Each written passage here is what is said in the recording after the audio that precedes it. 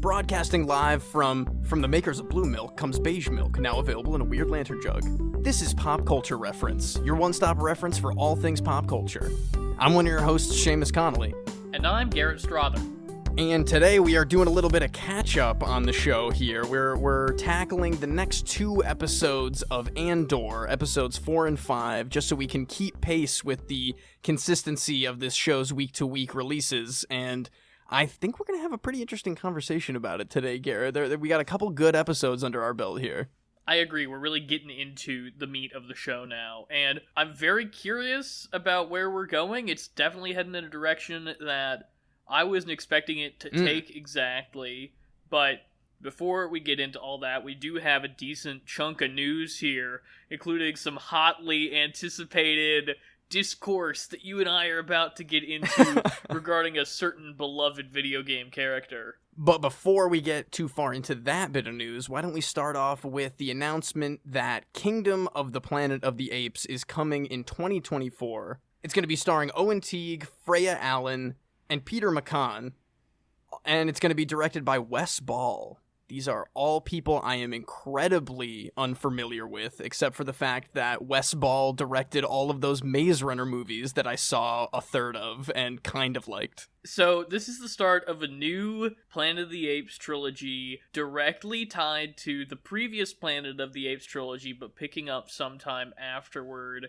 Did you see War for the Planet of the Apes, Seamus? Yeah, I did an IMAX triple feature of all of them when War came out. It was like a week before the official premiere, and there was some special event. It was an experience, and I as a whole, that trilogy, I really, really enjoy it, having zero other connection to the Planet of the Apes movies.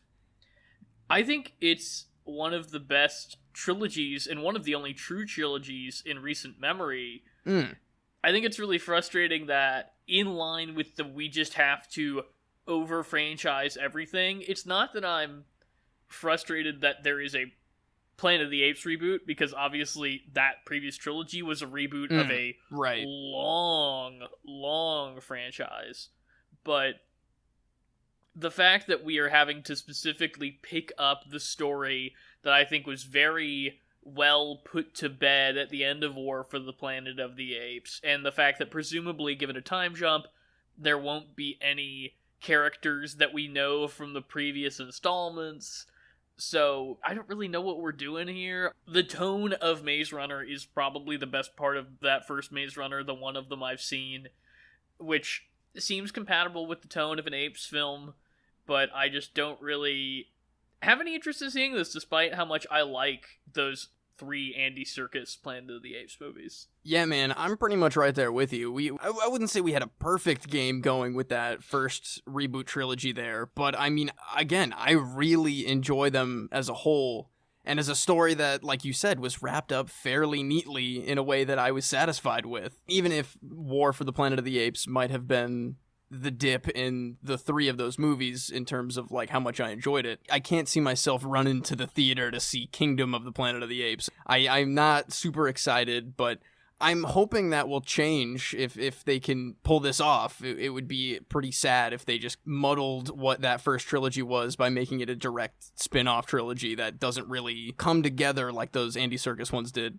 2024 seems really soon, but then again, we've got our whole cast and director already lined up alongside the official announcement of this film, so we'll see how much this gets delayed. Yeah, seriously, so we probably won't have to worry about it for a while. Speaking of things that we have to worry about forever, Armor Wars, God. The Rhodey-led, Don Cheadle starring Disney Plus Marvel series, is going to be re-edited from its series to a feature-length film, which indicates 2 things to me. One, it's probably better than they anticipated it being, and 2, its story is probably not very strong, because if Marvel felt like it wasn't enough story to support a full series, like, I know those 2 things seem conflicting, considering the fact that I don't have much interest in this project to begin with. I mean, I like the idea of Don Cheadle being the star here. I've always liked Rhodey, his version of Rhodey, I guess. I don't care about the other one. I like Don Cheadle. I don't know if I like Rhodey, is what I'll say about that. Well, now maybe we'll get to see him a little more in depth than, like, the comic relief in a movie where his co-star is the main comic element. It's... Okay, Seamus, I don't know why you're saying more depth when he is an Emmy-nominated actor in Falcon and the Winter Soldier. Yeah, you're right. I completely misspoke, and that's all I need to see, of course. His 2 seconds of screen time in that show. Where he went, yeah, I'm sad my friend is dead too. Oh, weird. God. And then he left. Yeah, weird stuff. But, I mean, I am hoping that your assumptions that it might be better off from the higher-up standpoint as a movie. Because, like, we've talked many times, even on this show, when we cover Disney series that are so rampant everywhere now, that sometimes they just feel like they could be movies and that they might have been better as a... Yeah, exactly, you know, stuff like that. If that means that in the future we could get properties that are whittled down to the core a little bit more and come in one good piece rather than stretched out as like one okay series, then I'm all for it. I'm more excited for this because, I mean, I wasn't really thinking about Armor Wars. I know it's been on that calendar for years and years. But now, you know, I'm interested. I'm in for it. See, that's what makes you and me different, Seamus. I'm constantly thinking about Armor Wars. It's Armor Wars and Black Adam, okay? Those are the two main things in superhero stuff that I think about. The power hierarchy of the exterior exoskeleton suit wearing superheroes in the Marvel Cinematic Multiverse is about to change. And Don Cheadle is there. And he's going to be great. I can't wait. He's not the one who's changing the power hierarchy. That's Ironheart in the new Black Panther. Oh, right. Yes, so, of course. Jeez. Speaking of the power hierarchy of... you know what? I love your transitions, Garrett. Of the Illumination universe? Sure. Of the Mushroom King, the power hierarchy of the Mushroom Kingdom is about to change. According to this new Mario movie trailer, it kind of seems like it, if we're being honest. We finally got some voice. That's what I've been so excited to take a listen to is the voice talents in this movie. We finally got a little snippet in this Mario movie trailer. But what did you think about it, Garrett? The humor is more dialed back than I expected it to be for an Illumination project. That's not necessarily saying I'm, like, thrilled about it, but it's fine, it seems. I was really pleasantly surprised at how much I was digging the look and tone of Bowser at the beginning here. I was really happy with the way Luigi looked. We got our tiny little look at Luigi at the end there. I had kind of underestimated them, that they were just going to rely too heavily on vague, Mario just is the way it's always been, and so... he already knows Peach, he and Luigi are already superheroes or whatever, but I like the fact that this seems to be something of an, I shudder to say it, origin story. But, I mean, it kind of looks like it, yeah. This idea that he's a plumber, exposed to this new magical world and everything, that has a bare bones story structure, a hero's journey structure that I think could work really well. I do not like the way Mario looks. I do not like the way Toad looks. I do not like the way Mario sounds. I do not like the way Toad sounds. Not that we hear a lot of Mario at all. It's enough to be weirded out by it, though. He doesn't even say, let's go. He's just like a guy, kind of. I've been saving this for you, Seamus. You know who I think he sounds like? Who do you think he sounds like? Linda Belcher. That's so funny. Yeah, he really does, though. He really does. It's very... Can you play the audio for me for just a second? Mushroom Kingdom, here we come. Yeah, he really does, though. All right. Yeah, Bobby. We're going to the Mushroom Kingdom. That's so funny. Oh, I can't wait to see this movie even more now. I didn't even want to see it before. Now that's gonna get me through it instead of just regular guy Chris Pratt voice. The only thing that will truly make me happy is this is a tangent from which we will return to the actual trailer. Okay. I need in the third act of this movie, whenever there's an inevitable race sequence, a la Mario Kart. Of course. I would like somebody to pull up in a black cart, and it's a Toad. He doesn't have his mushroom cap on, so it's just like a smooth Toad head. Oh, God. and out of its mouth comes Vin Diesel's voice. And he's like, "You two are brothers. That means you're fair." Oh yeah, Mario and Luigi are having a little bit of a feud in the third act. They have to, yes. What is the Mario equivalent of a massive Jesus piece that Toad could wear? It's like a 1-up mushroom maybe, or a star. I think a 1-up mushroom, because the star seems to be the MacGuffin in this. Oh yes, makes a lot of sense to me, actually. I can get behind that. My wish for this movie is to have more Mario spin-off things, like you said, like Mario Kart. I want a Mario Party sequence. I want a reference to, what's that weird GameCube one where Mario's in like a tropical island and he's like Super Mario Sunshine? Yes, it's like Splatoon or whatever. You have like a water gun. I want all that stuff. I'm hoping that they will incorporate those things well and not just be like, "But I don't know how to drive," or I'm sorry, "But I don't know how to drive." Oh, that's what modern Mario sounds like. That's what they're trying to do to us, man. I almost look at things like, I guess I didn't see the second Wreck-It Ralph movie, but the first Wreck-It Ralph movie incorporated a lot of very seamless, fun references in a way that I feel like I could see from this movie. But this is not a Wreck-It Ralph podcast. This is it's me, a Mario. You know there's gonna be Jurassic World references with a Yoshi, or he puts his hand up. Oh, no. Is that fun? Is that something? If it's a little dinosaur Yoshi like sticking his tongue out? If it's really quick, it's fun. If it's anything longer than, like, a split second of him doing the gesture, it's not fun. I wonder if they will have Yoshi in this movie. I feel like that is something that they should save. Super Mario World is when Yoshi shows up in the I guess games. that is true. I feel like that could be a post-credit sequence of, like, there's an egg and it starts to crack. Oh, yeah, that's fun. And then that's when Mario goes, "Here we go." Don't make me kind of want to see this, Garrett. Come on, that's stupid. As long as they're not trying to burn the Smash Bros. Tease too early, the Smash Brothers movie tease. Maybe it'll be excellent. Maybe we'll love it. Maybe the Chris Pratt Azance is upon us. Oh, God, if only that were true. He's going to be in everything anyway. He might as well be good, right?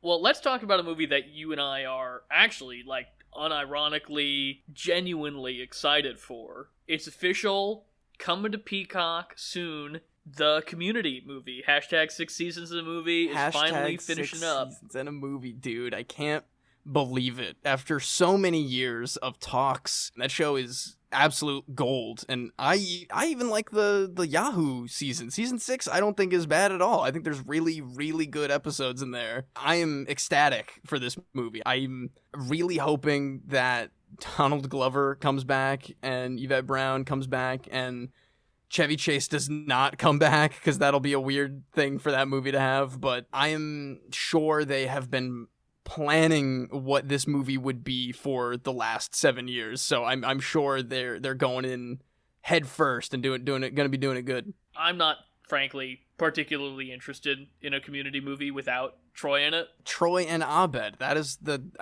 best part of that show. It has to be a major part of the movie as far as I'm concerned. I feel like over the years, there's been so many interviews where they've just straight out said, we can't really do this movie unless we have Donald. So Exactly. I think it's all coming together finally, and I'm incredibly excited. Does he ever get off that boat with LeVar Burton? No, the way he ends that show from the, like, newscast epilogue scrolling text that we read is that he and LeVar Burton have been kidnapped by pirates.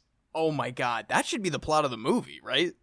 Or at least the cold open, them escaping from pirates. Or the study group has to go save Troy from the pirates. I can imagine Dean Pelton's pirate outfit now, and I'm loving it. I love it. You know what I want? I want a 20-minute opening sequence that is just the opening of Return of the Jedi, except it's the Community gang slowly infiltrating a pirate lair. God.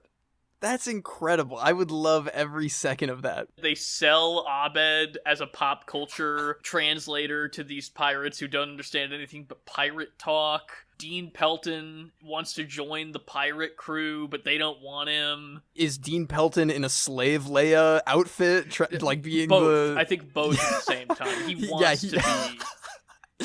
that's part of the plan, is that he is doing that, but they just straight up don't want him there. Obviously, Britta in disguise, but she's not good at being in the bounty hunter disguise. She gets, like, offended too easily. Oh, yeah. And starts trying to be, like, politically correct. I guess Annie is then there with her in the Chewbacca role. And then finally, of course, clad in all black, one black glove, a weird bowl cut, in walks Jeff Winger to talk his way out of this whole situation. That would be a dream. Truly, that's like the dream cold open for this movie. Is it weird if Chevy Chase is the Jabba in this scenario? Maybe, but I still don't think he's coming back for 1,000 different reasons. I don't think Chevy Chase. I don't think there's any way. They will probably name drop Pierce at some point. Well, we will talk more about the Community movie coming up for our pop culture reference, but we should get into our main segment. Let's noir it up, buddy. Let's do it.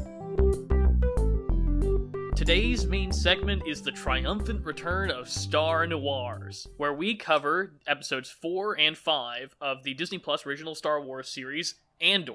So, Seamus, overall, what were your thoughts on this? I am still really liking what I'm seeing out of this show. I think Andor is setting a standard that I hope we can keep up with in Star Wars series that we have going on, because I know we're about to break into a bunch more. It's never going to end. So I'm really liking what I'm seeing here. Definitely thought we were going to get to a bigger climax in the stuff they've been setting up, but this slow burn and the attention to the new characters that we've been introduced to in these last few episodes, it's working really well for me, and I'm glad that this is 12 episodes, because we still have a long way to go, and I'm liking what we're looking at here. But what did you think of these next 2 episodes? I adore the pacing, where it is, like you said, really taking the time to get to know these new characters that they're introducing each episode, and show Cassian's reaction to them, how they're impacting them. Mm-hmm. It's a much more psychologically focused Star Wars show than we've ever had, and I definitely think it's the slowest paced Star Wars thing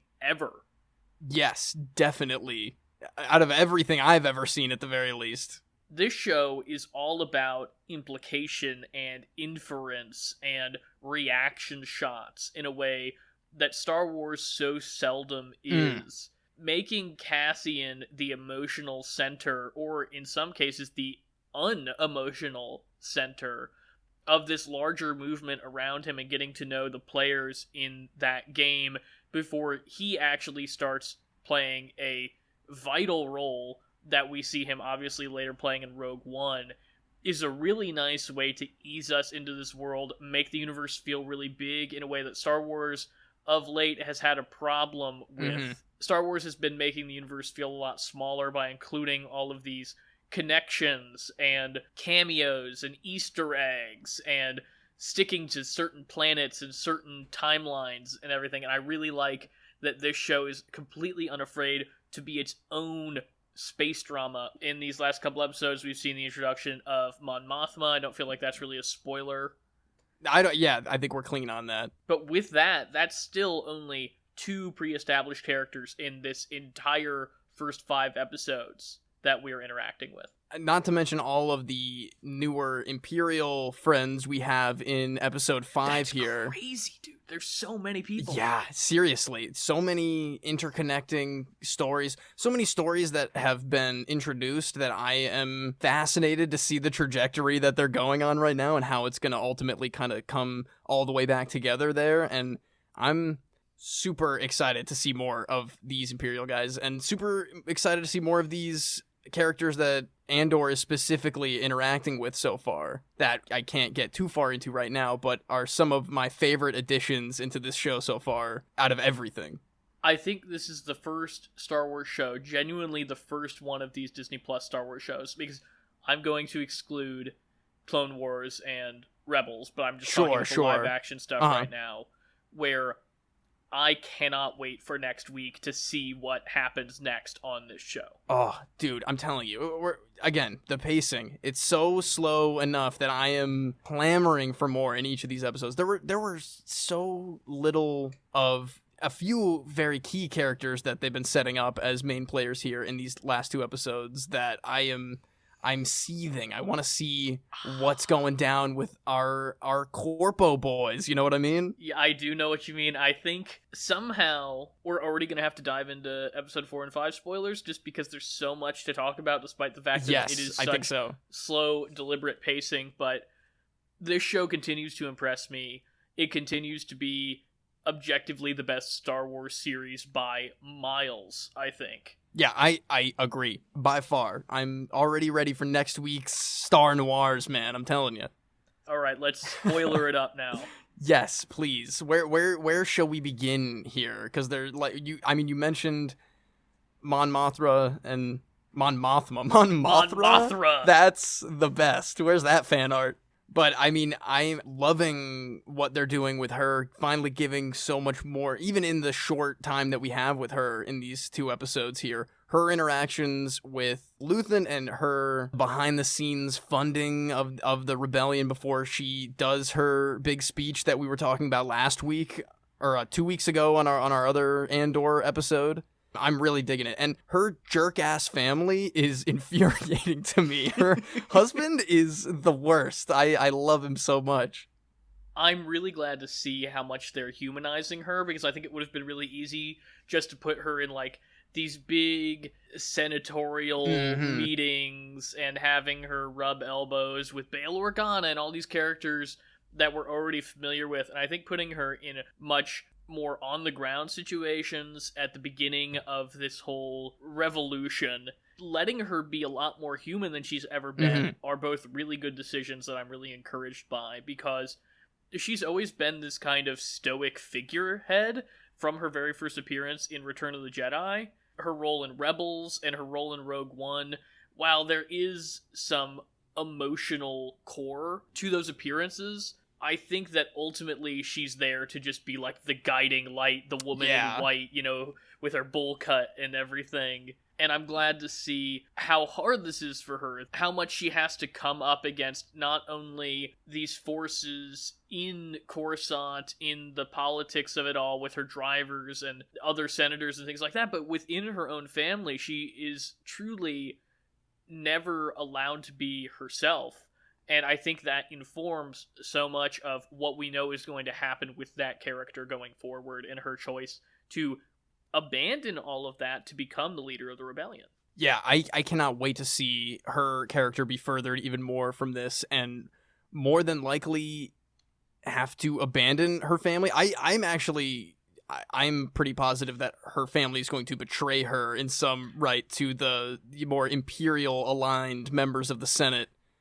I think so, that husband too. is friends with, and the daughter is obviously. I think I read that the daughter character was lifted a lot of the inspiration from that character from the EU, and I don't know a ton about that, but she seems like she's not super on the level with the anti-imperial stuff. I have no awareness of Mon Mothma having a family in the EU, or really any of Mon Mothma's stuff from the EU. I remember her page in that big character encyclopedia from like 2002. Yeah. I know that there's never been any allusion to her having a family. Yeah, exactly. Rebels, or like she has a really good From a Certain Point of View chapter that's about what she's doing during the Battle of Yavin, because she's obviously not in episode 4. With all of the humanity that's imbued to her in those moments, we don't learn anything about a family, which makes me think that probably they're not people that she sees anymore.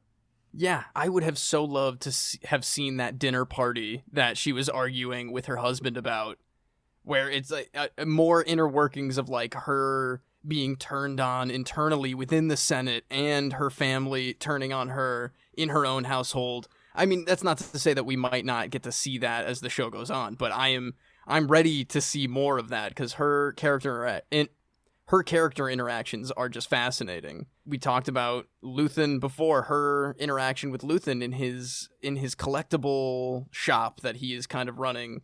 Loved that. Again, it's the boots on the ground. She is dealing in the espionage that she is funding to a certain level. She can't trust anybody. Her new driver can't be, within earshot, all that stuff. I think it's fantastic. I really liked Luthen in this episode, I felt like giving him the complexity that I was waiting for him to show in those first couple episodes has really paid off. Oh, yeah. Because I think I said on our last Star Noirs that Skarsgård is the part of this that was not working for me so far, and giving him this dual life and showing that his entire business, his entire livelihood is a front.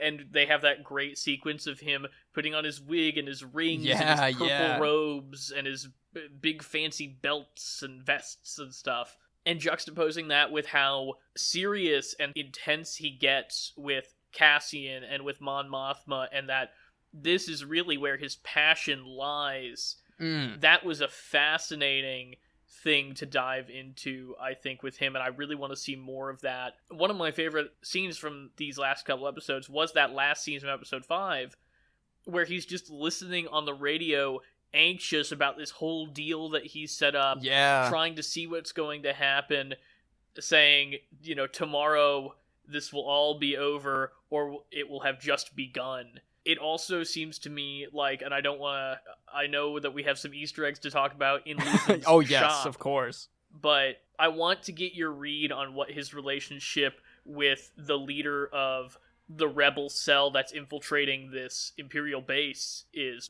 I mean, the obvious one is father-daughter, which I think isn't what is going on here. I think it could be a way to insert other factions of the rebellion through this character into Andor's story with Luthen, but I am not entirely sure. It was such a weird, angry, curt interaction that they had that it almost feels like a military mentor-mentee kind of thing, which is kind of what they're doing anyway, even though it's more of a guerrilla style, but I'm still entirely unsure, and I would love to hear what your theories are. Well, at first, I rejected the idea of it being a father-daughter relationship. That was my initial impulse as well. But the more I thought about the themes that seem to be cropping up in these last couple episodes between Mon Mothma and her daughter not having a good relationship where they completely believe in different things. Same thing with Deputy Inspector Karn returning home, tail between his legs to his awful mother,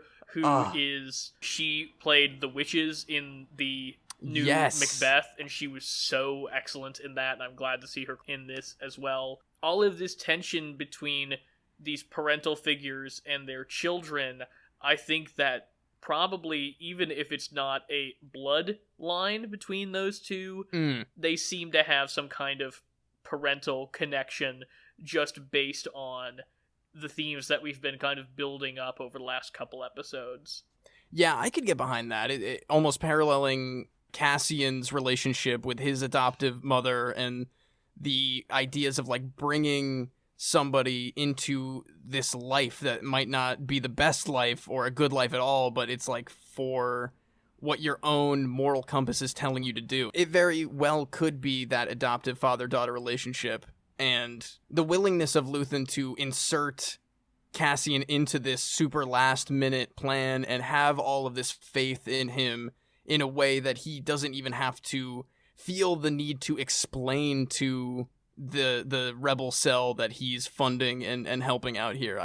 I think it very well could be something like that. I also really liked in that exchange that Luthen has with this woman, the reveal that he seemingly doesn't care about Cassian, that the whole narrative that we build up over the first 3 episodes of Cassian is special. He's been plucked from obscurity to come into this great big rebellion and play a really super important key role is all just an illusion. It's a lie that Luthen is selling him to get him in on this job where he is so desperate that when he brings Cassian along, they don't even want him. They don't want Cassian. They don't want help. I really like that, turning it on its head. It feels very Blade Runner. Again, I think especially 2049, wrestling with the idea of, are you chosen for greatness, or do you do important things because you're the only one that can do them? Star Wars, for a long time, has sided with the idea that you're chosen, predestined for greatness, that it's in your lineage, that it's the will of the Force. Not to say that this isn't the will of the Force, but the idea that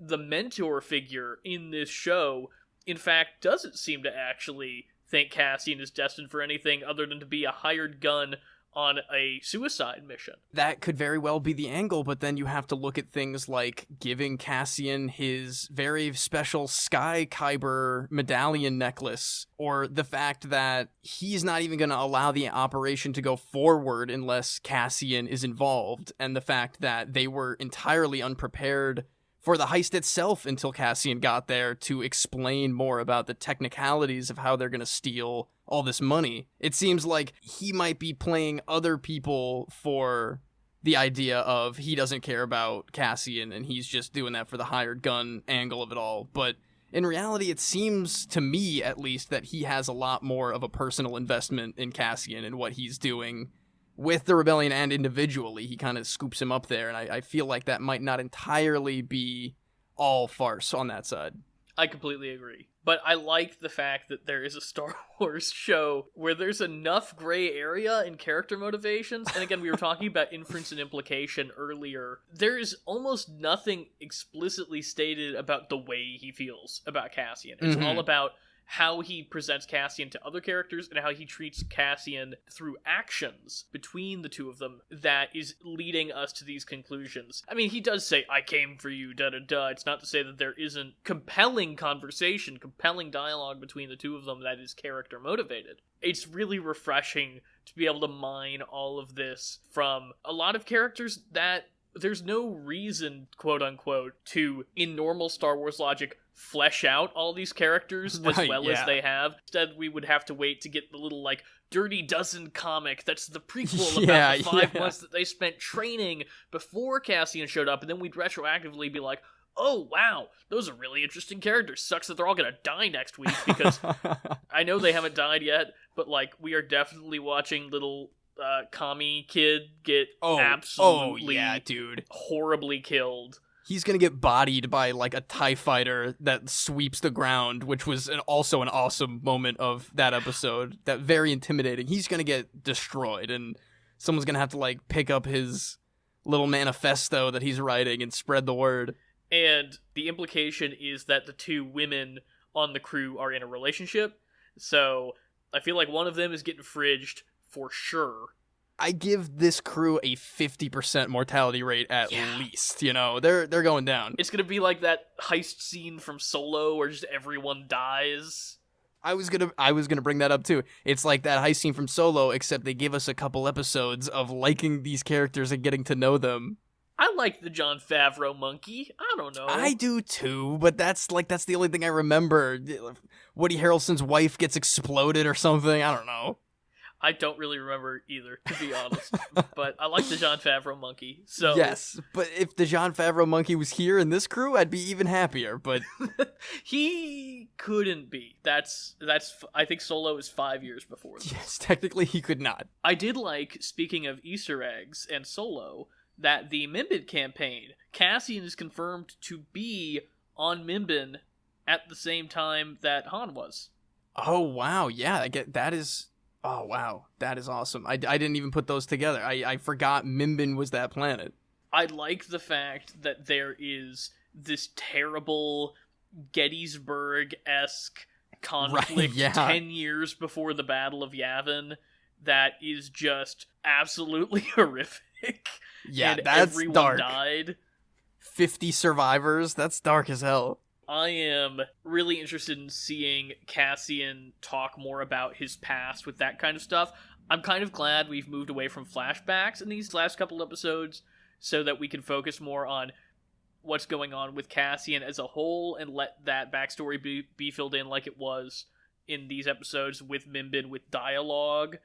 That's something that I hope continues. I don't think we need more flashbacks to tell us who Cassian is and where he comes from. Yeah, I agree. I was actually fully expecting a ton more flashbacks, and it was refreshing that we kind of just got to stick with the story that we have now of Cassian kind of trying to integrate himself into this band, and at the same time having the ISB get integrated into this story, which is awesome. I loved seeing the inner workings of the Imperial Security Bureau. It is indeed. those characters have been very lightly sprinkled in through the new canon, and now we're kind of getting to the like weird boss-subordinate relationships that these Imperial officers are having with each other, and again, the butting of heads that we see a lot in stuff like Rogue One, where specifically in the higher ranks of the Empire, it is cutthroat and angry and ruthless in a way where they're like popping pills at one point to get ahead of the other guy who's like doing all this extra work that they're trying to undercut. I'm fascinated by this new blonde lady who is the ISB agent that is probably gonna team up with Karn, I imagine. That's what I'm thinking. I'm thinking Yeah. her research is going to lead her to Deputy Inspector Karn, which cannot happen soon enough because he is my sweet baby boy. Oh, and I we want got him so on little of him. everything. Seriously, I feel so bad for him tucked away in his like mom's bedroom. It's horrible. Here's the thing. They've genuinely put him in a place where, I mean, obviously he's going to go Imperial, but I do feel like if they started teasing that he could maybe rebel up, I would almost believe it. That's what I'm saying, dude. It's we keep going. Every character in these episodes have laid out a little bit of like what has been taken from them from the Empire. And Karn didn't care about the Empire. He doesn't give a damn about the Empire. He's like, I have a duty to my friends and my other officers and the company that, you know, to him has a level of respect that he's trying to uphold. I feel like the Empire has really taken that from him, man. I think he might be too angry about it. Because he has a warped sense of right and wrong, but he does care about doing what's right. And he's overzealous, yes, but I do think that with the right form of mentorship, which he's not going to get because Blonde Lady's going to swoop in and de-mentor him. But with the right kind of mentorship, I think he could be pointed in the right direction, which is, again, the sign of a compelling character. And to interrupt the idea of us talking about compelling characters, did you catch the ISB explicit Rebels reference? I don't know if I did. What was the explicit reference? Because it's 5 BBY when the series is taking place, which right. is also the timeline of the first season of Rebels. And I think it's either in the big staff meeting or later when she's popping pills working with her subordinate. There is mention of a bunch of unpleasantness on Kessel. Oh, dude. That totally went right over my head. Yeah, so that's the first, Hell yeah. 3 episodes of Rebels is specifically about an uprising on Kessel, or not an uprising, but some trouble, some unpleasantness. Yes. I mean, also, Karn's mom had some prickly pear fruits with his cereal, too, which I like to see. Yeah. I don't want to move too far away from Easter eggs before we talk about Luthen's little shop he has over there, because there was a lot packed in there. Yeah. Obviously, the big one, which is just very funny and bonkers, is the Shinkara stones from the Temple of Doom sitting on the shelf up there. Just in plain view. They're right there. Yeah. They're not even trying to hide That's just, the colors just pop, those, like, amber stones. It's great. I heard that there was a Indy's whip frozen in carbonite somewhere, which I didn't catch. I think that's a stretch. It does look like a whip, but I think it could be anything. Because that would be too much. If they did the stones and the whip, that'd be too much. It's still an Easter egg, so who really cares? Yeah. It's not like a head-on look at the whip. It's stacked up with other things in carbonite. You know, it's actually funny, in the episode 9 sequence where John Williams plays the bartender, they have a artifact that's supposed to represent every movie that Williams ever scored. One of the artifacts is the Shankara stones, indicating that they're probably the exact same things. It's all connected. I love it. But what else did you notice, Seamus, in Luthen's shop? Some very comically large holocrons, both Jedi and Sith. They're huge. I mean, Sith holocrons sometimes are depicted as being pretty big, but like that Jedi holocron is massive. It's so big. Yeah, those are fun. There was a Gungan shield, like a bubble shield thing from episode 1. That's cool. I mean, I think the most interesting thing in the entire shop is the set of Star Killer armor from the Force Unleashed video games, which I thought was big to me to see that. Maybe one step closer into getting some kind of Star Killer canon version of that character and some kind... I mean, it would be crazy, but they would obviously have to rewrite the hell out of it. But I like that they're sprinkling it in a little more, and that maybe we'll see some actual narrative tie-in to what those games were. Did you have any other artifacts in there that you were specifically excited about? Well, one off, you didn't even mention the Mandalorian armor. That is true. I went straight to Starkiller. But the two things that I was really excited about that I caught were there is a very ornate Twi'lek Kalikori along the back wall behind the Mandalorian armor. Oh. Which is, for those who don't know stupid made-up Star Wars words, it's this kind of family heirloom that Twi'leks have that was introduced in Star Wars Rebels with Hera and her family. It's basically the stick that has two, like, braids hanging off of it, almost like Twi'leks Leku that go off the back of their head. And it's supposed to represent different things that are important to each member of the family as they go on and they descend. I'm expecting to see Hera's probably show up in some capacity in Ahsoka, so it makes sense for them to be kind of reintroducing that concept in live action. It also looks so special. It looks like some kind of, like, Calder mobile or something, so I'm guessing it's some kind of Twi'lek royalty. The other thing that you're not probably as familiar with, although it's on Clone Wars, but it's in the very end of Rebels, which you haven't gotten to yet.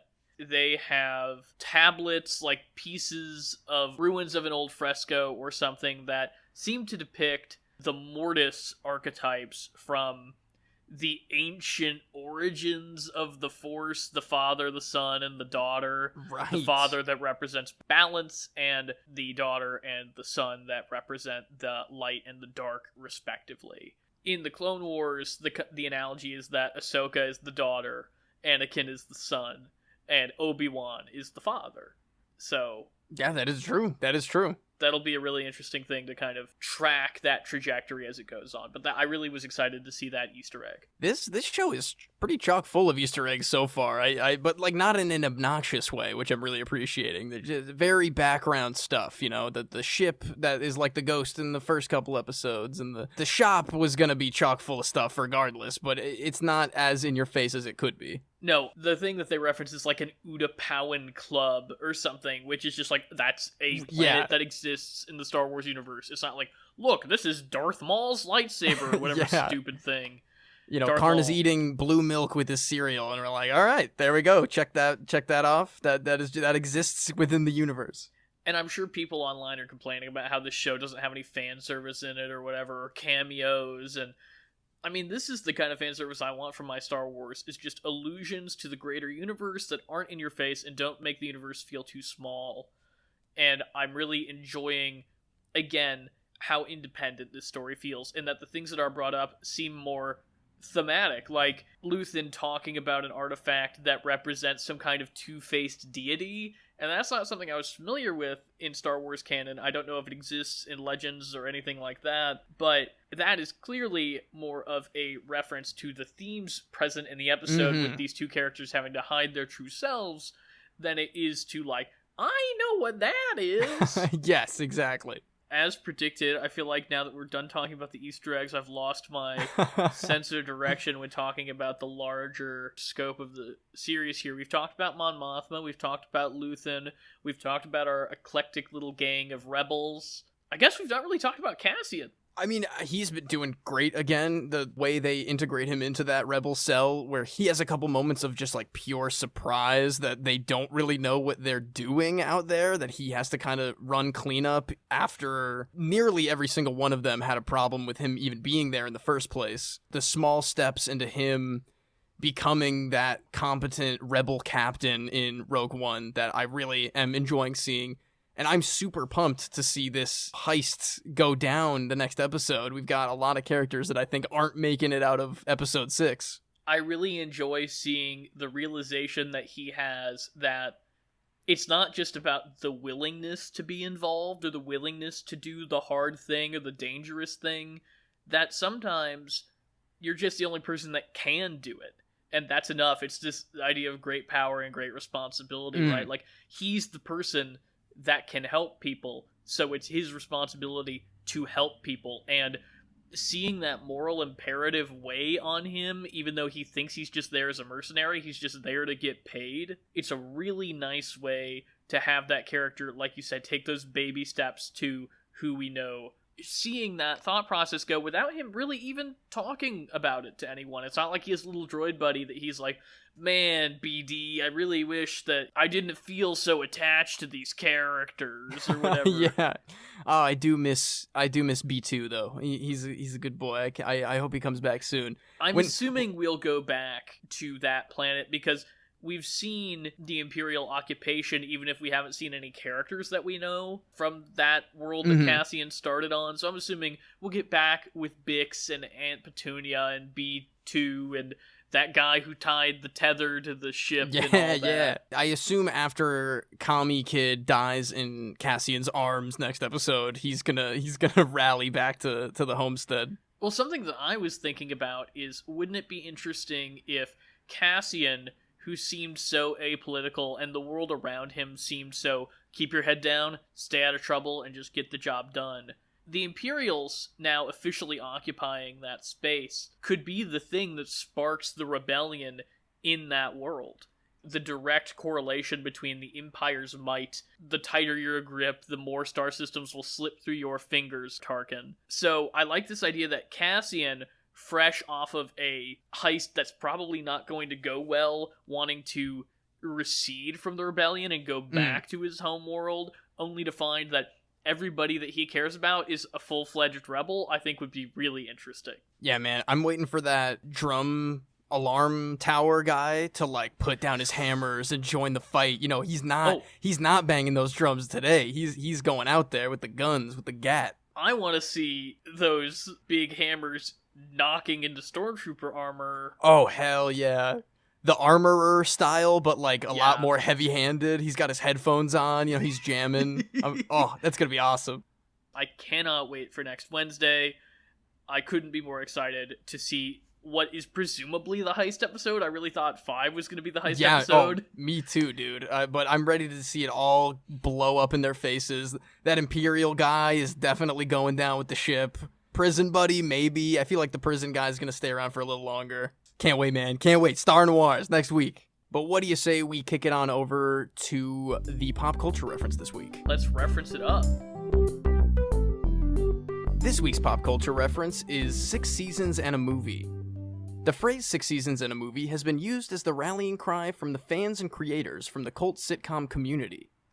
With this week's confirmation that the film is indeed happening with most of the show's original cast, let's look back at where this phrase started and how it evolved over time.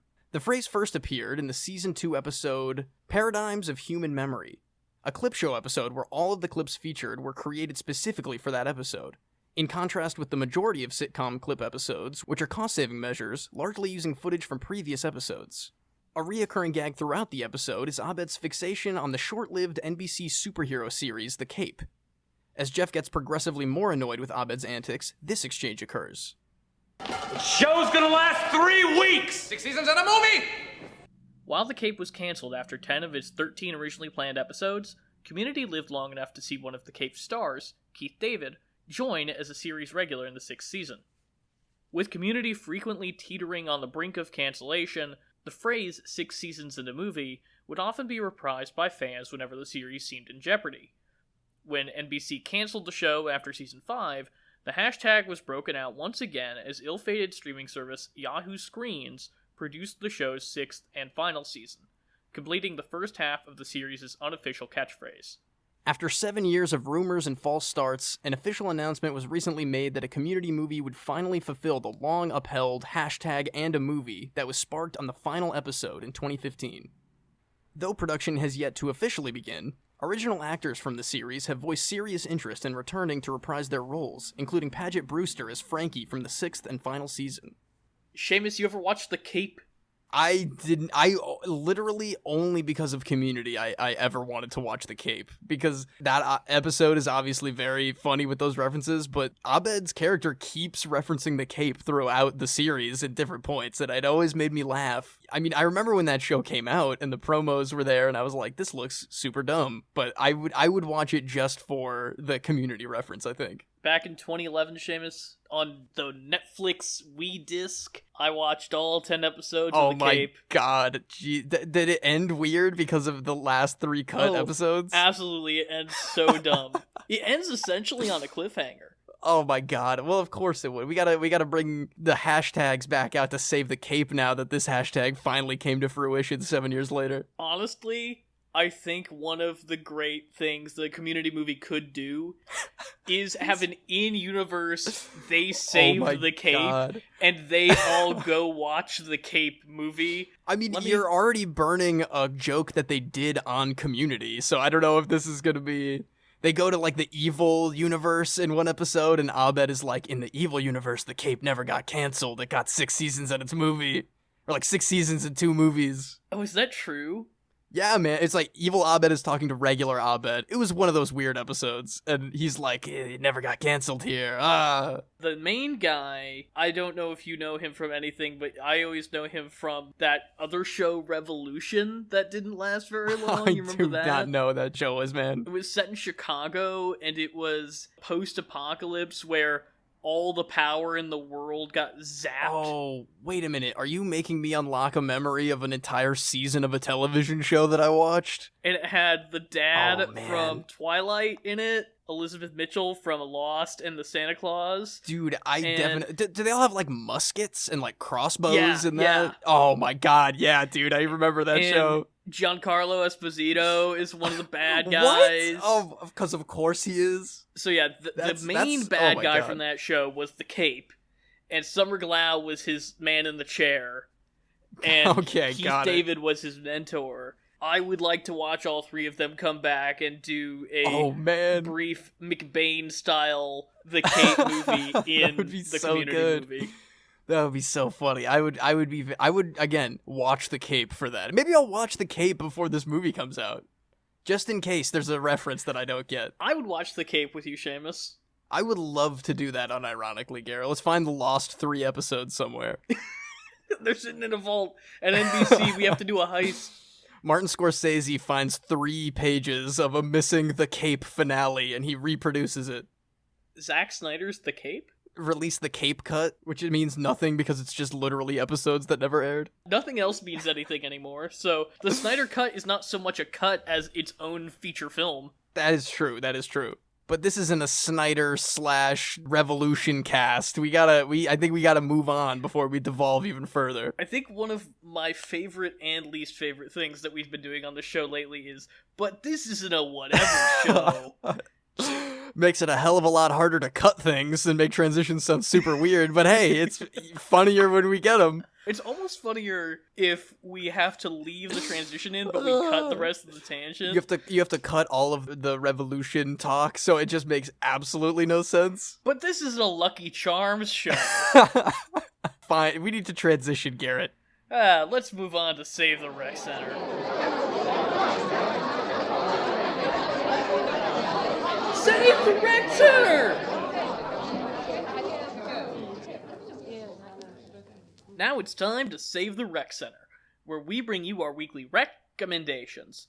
Seamus, what have you been watching / reading / playing this week? Well, I am restarting the absolutely fabulous series Futurama from the start again. It's one of those shows to me that it's like a anytime show. It's a background noise show. It's so funny and well written that it is a completely pay your entire attention to kind of show. And I've been, like I said, starting from season 1, it's like doesn't start to get middling until like the reboot seasons that come like way later. Even then, I still very much enjoy those newer ones. And this isn't even necessarily for getting ready for the new legacy continuation, whatever you want to call it, return of Futurama, but seeing and rehearing jokes that will make me fully laugh out loud every time. I forget them and then I rehear them and they're just so good every time. Billy West is a voice god, I guess. He voices like everyone on that entire show, and he's lovely. Fantastic show. I'm sure you've watched it all the way through, but I think you need to maybe jump on it again if you need another background show lately. I've not seen all the movies, actually, so the movies are great, dude. Did you see the D&D movie? No. Bro, what are you doing? How dare you? That movie's so good. It's like a Lord of the Rings parody that gets crossed over with D&D rules, where instead of a ring, it's a D20 that does like crazy powers when you roll it. It's incredible. Fantastic. Me, you, and Fritz, we're gonna sit down to that bad boy. And then they cross over with Disenchantment and... Oh god, I forgot about Disenchantment. Oh man, maybe in another movie where they're doing more Futurama, who knows? But what do you got on the Rec Center this week, Garrett? Well, it is October over here, so I've been diving headfirst into horror, spooky, whatever, witchy, magical movies, and there is an excellent collection on the Criterion channel right now of 80s horror. Oh, I do love me some 80s horror, Garrett. And I think it's kind of cheating to Rec Center that entire collection, but I'm going to anyway, because included in its ranks are two extremely hard-to-find films, Michael Mann's The Keep, which I have not yet watched, which I don't think has ever gotten an official HD release. I know there is a Grindhouse 4K scan of a 35mm print floating around the internet that I may or may not have come into contact with previously, but the one that I was really excited to watch and have watched and can attest to its awesomeness is Catherine Bigelow's solo film debut, Near Dark, which is a vampire movie. It's almost impossible to find anywhere in HD. The Blu-ray's like $100 to buy used. Oh my god. It's not streaming anywhere other than on Criterion Channel. It is just an absolute blast and a half. It's got a weird cult of vampires with Bill Paxton, Vasquez from Aliens, Lance Henriksen, like all your Cameron favorites, you know. Hell yeah. They take a newbie into their ranks, this farm boy, who's played by Adrian Pasdar from Heroes. If you know the show Heroes, he's Nathan Petrelli on Heroes. He also voices Iron Man in lots of cartoons, and he is one of the other pilots in Top Gun, like the original Top Gun. Sure. He's the lead in this movie. He's serviceable, but it is a rip-roaring spooky good time. It is very unsettling. It is unpleasant vampire violence, but at the same time, that's the point, isn't it, Seamus? Oh, definitely, man. You know, I like me a good vampire comedy, and there's a lot of more tweeny vampire movies out there, but when a vampire movie can be legitimately unsettling, I am all about that. I very much enjoy that. I know we got the Criterion access for another, 2 weeks, so I think I gotta jump on that while the spooky season is nigh. Get on it, because it's a really good 80s horror collection. There's 20 movies or something crazy. I'm not gonna get through them all. They also have Vampire's Kiss, starring Nicolas Cage as a vampire. Oh, I've always wanted to see that movie. So, get on that. Hell yeah, dude, I absolutely will. But I think that wraps us up for this week's episode of Pop Culture Reference. If you want to reach the show, you can find us on Twitter, Instagram, and TikTok at @PCR_podcast. You can email us directly at popculturereferencepod@gmail.com. Whatever platform you're listening on, whether it's YouTube, Spotify, iTunes, give us a thumbs up, leave us a rating, subscribe, leave a comment, engage in any way you can. It really helps the show out. Next week, Seamus and I will be suffering through Halloween Ends. You don't know that it's going to be bad, damn it. You know, they're 50-50 on this reboot franchise. Exactly. There were some things I didn't like about Halloween 2018, but I do hope that they're able to kind of, especially after the filler episode that was Halloween Kills, pull off this landing on Halloween Ends. I'd really like for it to be good. You know that. Oh, dude, me too. I'm very excited for it one way or the other. But that is for next week's show, Garrett. Halloween will certainly end. Until they reboot it again, Garrett. But this isn't a Jamie Lee Curtis podcast. I was like, how are you gonna... This is the end of the show. Everybody, we will see you next week for Halloween Kills Us. Oh, can't wait. Adios, Andors? Question mark?